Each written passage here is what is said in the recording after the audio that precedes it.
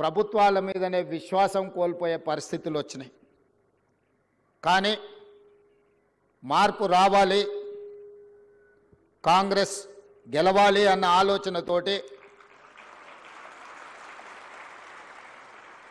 ఆనాడు ఏ చేతులతోనైతే విద్యార్థి నిరుద్యోగ జంగ్ సైరన్ కార్యక్రమాన్ని మోగించినమో ఆ కార్యక్రమంలో మీరందరూ అండగా నిలబడి ఆ రోజు నేను తీసుకున్న కార్యక్రమంలో వేలాది మంది పాల్గొన్నప్పుడు నేను ఆ విద్యార్థులకు ఒక మాట చెప్పిన, మీకు ఉద్యోగాలు రావాలి అని అంటే ముఖ్యమంత్రి కుర్చీలో మంత్రుల కుర్చీలో ఉన్న వాళ్ళ ఉద్యోగాలు ఊడాలి, అప్పుడే మీకు ఉద్యోగాలు వస్తాయని ఆనాడు చెప్పడం జరిగింది.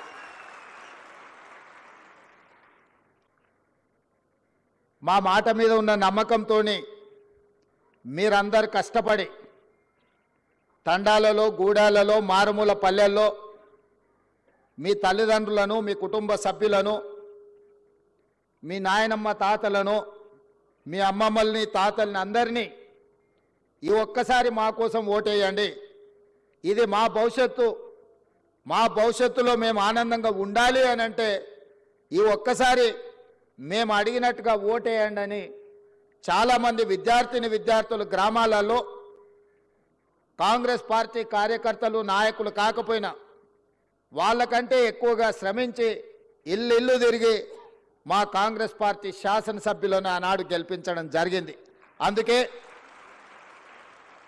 అందుకే ఈ తెలంగాణ రాష్ట్రంలో 65 మంది శాసనసభ్యులను గెలిపించుకొని పక్కా ప్రభుత్వాన్ని ఏర్పాటు చేసి డిసెంబర్ 7, 2023 నాడు ఎల్బీ స్టేడియంలో వేలాది మంది సమక్షంలో మా కుటుంబ సభ్యుల కళ్ళల్లో ఆనందం చూస్తూ మేమందరం ముఖ్యమంత్రిగా మంత్రులుగా ప్రమాణ స్వీకారం చేపట్టడం జరిగింది. ఏ ఎల్బీ స్టేడియంలో మాకు ఉద్యోగాలు వచ్చి మేము బాధ్యతలు తీసుకున్నప్పుడు మా కుటుంబ సభ్యులు ఎంత సంతోషంగా ఉన్నారో, కొన్ని సంవత్సరాల నుంచి నియామకాలు జరగక ఉద్యోగ ఉపాధి అవకాశాలు లేక లక్షలాది మంది నిరుద్యోగ యువకులు నిరాశ చెందుతున్న సందర్భంలో మా మంత్రివర్గం ఆలోచన చేసి సంవత్సరాల కొద్దీ వాయిదా పడుతున్న ప్రభుత్వ ఉద్యోగాలను 90 రోజుల్లోనే 30,000 ఉద్యోగాలు వాళ్ళ తల్లిదండ్రుల కళ్ళల్లో ఆనందం చూసే విధంగా, వాళ్ళ కుటుంబ సభ్యులు సంతోషపడే విధంగా అదే ఎల్బీ స్టేడియంలో 31,000 మంది నిరుద్యోగులకు ఉద్యోగ నియామక పత్రాలు మేము అందించడం జరిగింది. అదే కాకుండా ఈనాడు పండుగ ముందు చాలామంది అన్నారు, పండుగ వస్తుంది, తెలంగాణలో పెద్ద పండుగ, అందరు పండుగ కార్యక్రమాలలో బిజీగా ఉంటారు, ఈ నియామక కార్యక్రమాలు ఇప్పుడు పండుగ ముందు చేపడితే వస్తారో రారో, పండుగ అయినాక చేపడదామని నాకు సూచన చేశారు. నేనన్నా ఈ తెలంగాణకు అత్యంత పెద్ద పండుగ దసరా పండుగ, ప్రతి కుటుంబంలో సంతోషం చూడాలి, వాళ్ళ నియామక పత్రాలు అందించి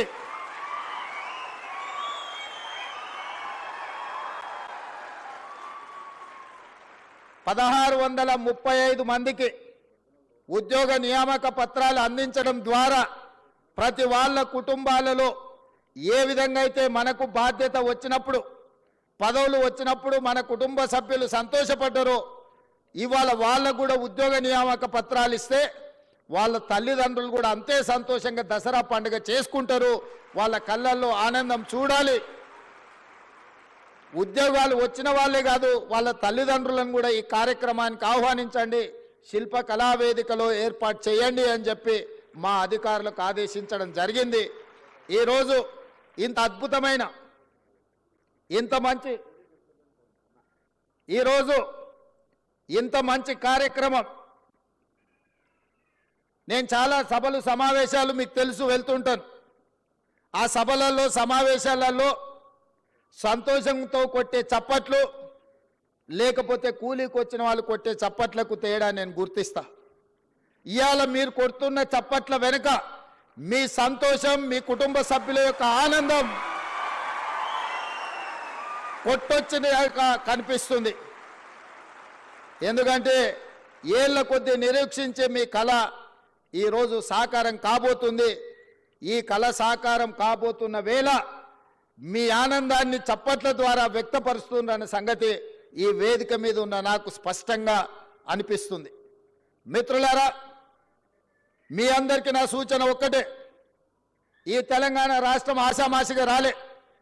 ఈ తెలంగాణ రాష్ట్రం మీలాంటి వేలాది లక్షలాది మంది విద్యార్థిని నిరుద్యోగ యువకులు ఉద్యమాలు చేసి వందలాది మంది పిల్లలు ఆత్మ బలిదానాలు చేసుకుంటే రాష్ట్రాన్ని తెచ్చుకున్నాం. ఆ రాష్ట్ర సాధనలో ఇంధనంగా పనిచేసిందే నిరుద్యోగ సమస్య. తెలంగాణ వెనుకబాటుతనం, తెలంగాణను వెనుక వేయబడ్డది.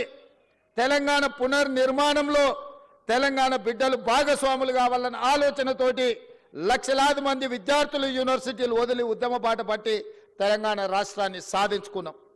ఆ సాధించుకున్న తెలంగాణ రాష్ట్రంలో ఈరోజు తెలంగాణ భవిష్యత్తును తీర్చిదిద్దడానికి మీరందరూ ఈరోజు ప్రతిన చేయబోతున్నారు. ఈ తెలంగాణ నిర్మాణంలో మీరు భాగస్వాములు కాబోతున్నారు. ఇది బాధ్యత.